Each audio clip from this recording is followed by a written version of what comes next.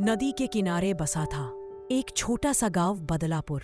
हर सुबह पंछियों की चहचहाट और हल्की धूप से जग उठता था। सब कुछ शांत और सुंदर था, पर इस गांव की शांति को एक ही आदमी की लालच ने कैद कर रखा था, सेठ हरिराम। सेठ के दो ठेले थे, एक पर चिकन करी और चावल और दूसरे पर फिश करी बिकती थी। बाहर से कामगार बुलवाए गए थे जो दिन रात पकाते रहते थे। गांव के लोग मजबूरी में वही खाते थे, क्योंकि सेठ ने किसी और को ठेला लगाने की इजाजत नहीं दी थी। एक दिन गांव का मेहनती नौजवान रघु, जिसने गरीबी में बचपन काटा था, सोचने लगा, क्यों ना मैं भी कोई अपना काम शुरू करूं? माँ की दवाई और घर के खर्च चलाना दिन ब दिन मुश्किल होता जा रहा है। उसने थोड़ी बचत से एक अंडा करी का ठेला लगाया। पहले दिन ही 2-3 ग्राहक आ पहुंचे। एक ने छकते ही कहा, अरे रघु, यह तो लाजवाब है। रोज रोज सेठ के चिकन और मछली से तो अब जी भर गया था। हाँ भाई, तुम्हारे अंडा करी ने तो दिल जीत लिया।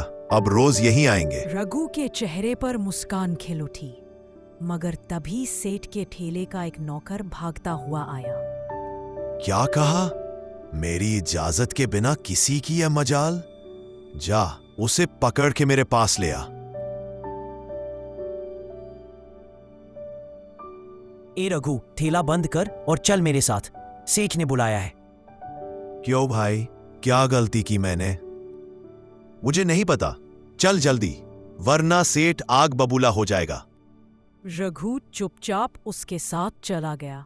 सेठ ने उसे घूरते हुए कहा, तू तो वही शांति का बेटा है ना? तेरी माँ ने मुझसे कितना कर्ज लिया था, याद है तुझे? तो सुन, आज से तेरा ठेला बंद। कल से खेत में काम पे लग जा। मेरे सिवाय इस गांव में कोई ठेला नहीं चलेगा, समझा? रघु की आंखों में आंसू आ गए, पर उसने कुछ नहीं कहा। सिर झुकाकर बोला, जी से जी वह धीरे धीरे घर लौट गया। रघु जब घर पहुंचा तो सारा हाल अपनी मां को बयां कर दिया। मां ने करहाते हुए कहा, बेटा, सेठ से पंगा मत लेना, अब खेत में ही काम कर लो। तभी बाहर से कोई आवाज आई, रघु रघु, घर पे है या नहीं? रघु बाहर आकर देखता है तो उसका पुराना मित्र हरीश खड़ा था। शहर से लौटा हुआ, चेहरे पर तेजी और आंखों में कुछ योजना सी थी। अरे यार, कितने दिन बाद दोनों घर के अंदर आए। रघु ने सारी बात बताई। हरीश ने ठहाका मारकर कहा, चिंता मत कर, मेरे पास एक आइडिया है, एकदम धमाका। उसके लिए हमें सेठ के पास जाना होगा। दूसरे दिन दोनों ने मिलकर सेठ के पास जाने का निश्चय किया। सेठ ने झुंझुलाकर पूछा। 7 दिन बीत चुके थे। सुबह से ही गांव के चौक में एक हलचल थी। सबकी निगाहें आज होने वाली प्रतियोगिता पर टिकी थी। रघु और हरीश पूरी तैयारी में थे। दूसरी तरफ सेठ अपने सबसे माहिर रसोई लाला के साथ आत्मविश्वास से खड़ा था। चौक में एक बड़ा चूल्हा दोनों ओर जलाया गया। गांव के मुखिया बोले, दोनों पक्ष ध्यान दे। दोनों को एक जैसा चिकन और एक जैसे मसाले दिए जाएंगे। 1 घंटे में भोजन तैयार करना होगा। स्वाद के आधार पर फैसला होगा। प्रतियोगिता शुरू हुई। लाला तेजी से प्याज काट रहा था, मसालों को बड़े आत्मविश्वास से तवे पर डाल रहा था। उसके हाथों की हर हरकत में वर्षों का अनुभव झलक रहा था। हरीश उसे ध्यान से देखकर बोला। हरीश ने फुसफुसाकर कहा, लघु, शांत रहना। तेरे हाथों में आज तेरी किस्मत पक रही है। हाँ, आज डर नहीं, सिर्फ मेहनत बोलने वाली है। लाला तो सालों से बनाता है, लेकिन रघु का सुगंध तो कुछ नया था।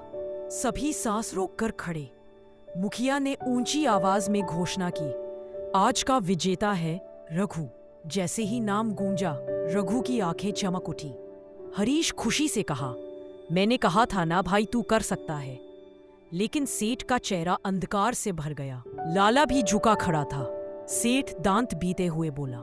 हरीश विदा हुआ और रघु के ठेले पर रोज का चूल्हा अब उम्मीद के साथ जलने लगा, और इस तरह रघु बन गया गांव का दिल्ली स्टाइल बटर चिकन वाला। पर कहानी यहाँ खत्म नहीं होती। हरीश वादा कर चुका है, अगली बार एक नई डिश आने वाली है। तब तक अपना स्वाद, अपना दिल और अपना सपना जिंदा रखना।